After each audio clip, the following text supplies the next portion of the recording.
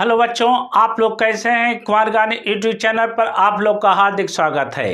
एक बार फिर हम आप लोग को बीच में उपस्थित हुए हैं। तो चलिए बच्चों, आज हम आप लोगों के सामने निगेटिव बताएंगे प्रेजेंट कंटीन्यूअस टेंस का, यानी प्रेजेंट कंटीन्यूअस टेंस का निगेटिव सेंटेंस आज हम बताने जा रहे हैं। तो चलिए सबसे पहले लिख देते हैं, उसके बाद आप लोग को समझाएंगे। देखिए लिखते हैं निगेटिव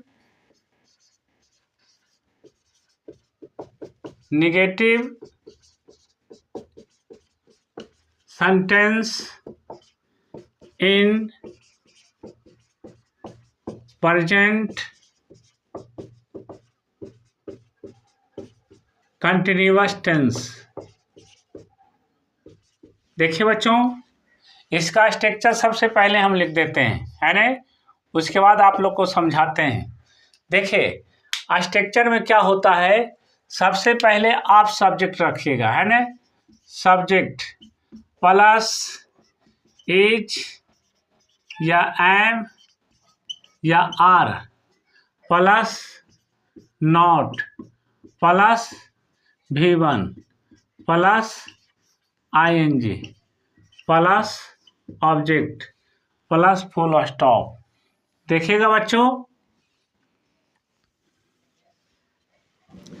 देखिए यही है आपका स्ट्रक्चर। प्रेजेंट कंटीन्यूअस टेंस का निगेटिव का यह स्ट्रक्चर है ना, नकारात्मक वाक्यों का यह स्ट्रक्चर है ना। देखिए होता सबसे पहले सब्जेक्ट, उसके बाद होगा प्लस इज या एम या आर, उसके बाद होगा प्लस नॉट, उसके बाद होगा V1, उसके बाद होगा प्लस ING प्लस ऑब्जेक्ट। आप देखिए V1 प्लस ING को V4 भी लिख सकते हैं, V4 को ही कहते हैं V1 प्लस ING, है ना। तो देखिए बच्चों, अब हम इसको थोड़ा सा समझाते हैं विस्तार से, थोड़ा आप लोग ध्यान पूर्वक सुनिएगा।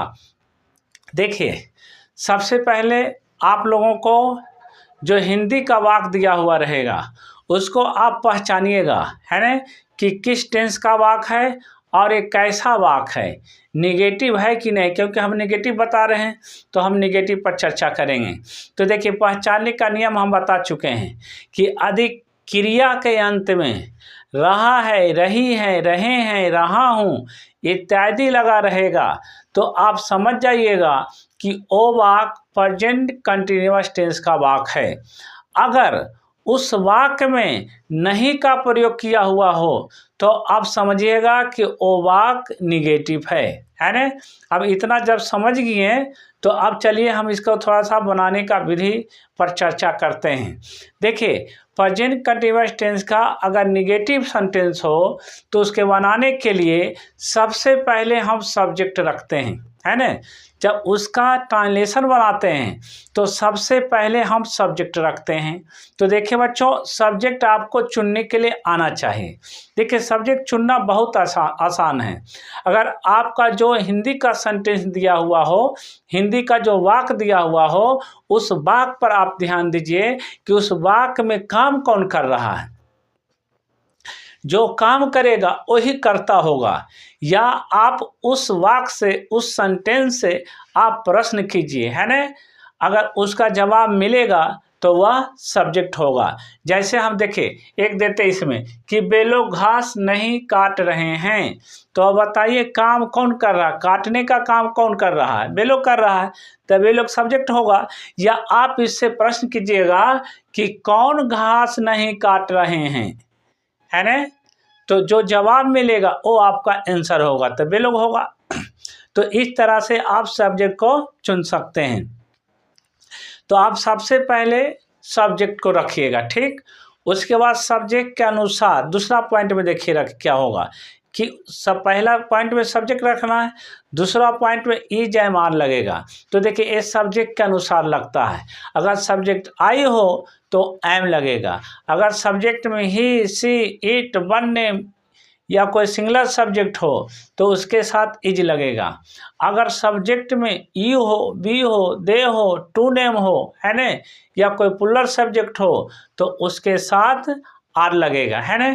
फिर से समझिए, अगर सब्जेक्ट में यू रहेगा या दे रहेगा या बी रहेगा या टू नेम रहा या कोई पुलर सब्जेक्ट रहेगा, है ना, तो उसके साथ आर लगेगा, ठीक। और अगर हम यहाँ निगेटिव बता रहे हैं तो ई जैम आर के बाद हमेशा नॉट का प्रयोग कीजिएगा, ठीक। उसके बाद क्या होता है कि नॉट के बाद V1 चुनिएगा, है नहीं, वर्ब चुनिएगा और उस वर्ब में ING लगा दीजिएगा, ठीक।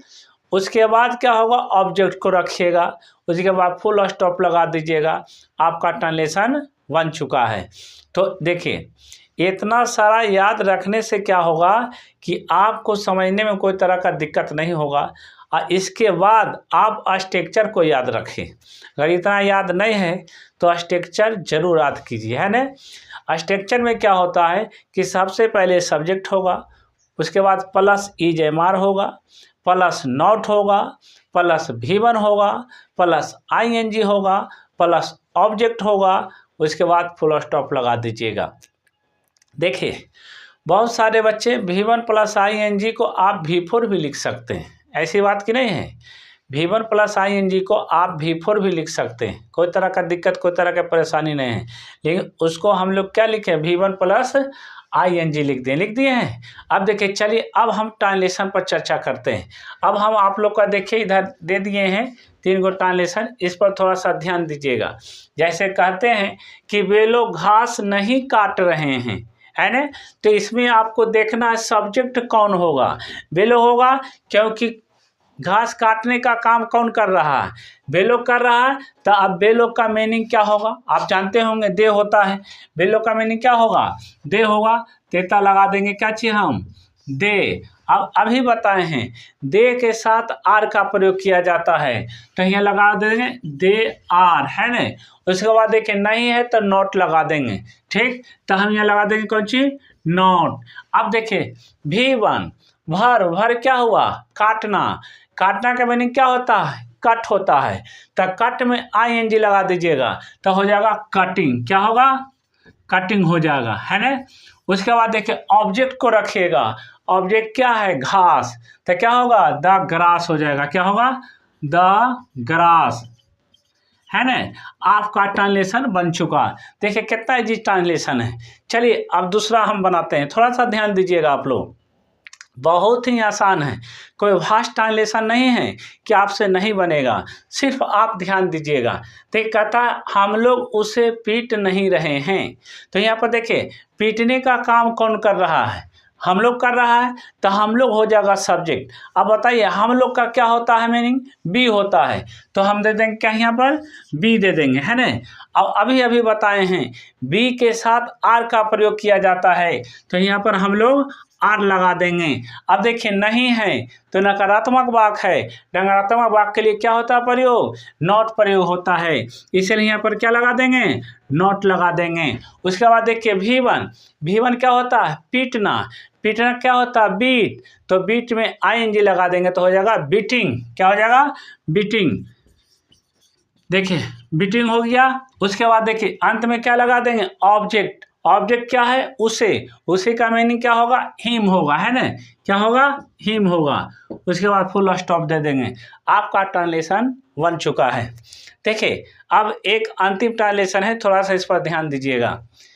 तुम उसे तंग नहीं कर रहे हो, तो देखिए कौन तंग नहीं कर रहा है, तुम, तो तुम हो जाएगा सब्जेक्ट, तो तुम का क्या होता है, यू होता है, तो लगा दीजिएगा यू के साथ क्या लगता है अभी बताएं, आर लगता है, तो लगा देंगे आर, क्या लगा देंगे, आर, यू आर। नहीं है तो नॉट लगा देंगे, है ना, क्या लगा देंगे, नॉट। उसके बाद देखिए V1 प्लस ING, तो तंग करना का मीनिंग क्या होता है, वेक्स होता है, तो वेक्स में हम ING लगा देंगे तो क्या हो जाएगा, वेक्सिंग, क्या होगा, वेक्सिंग, है ना, क्या होगा, वेक्सिंग।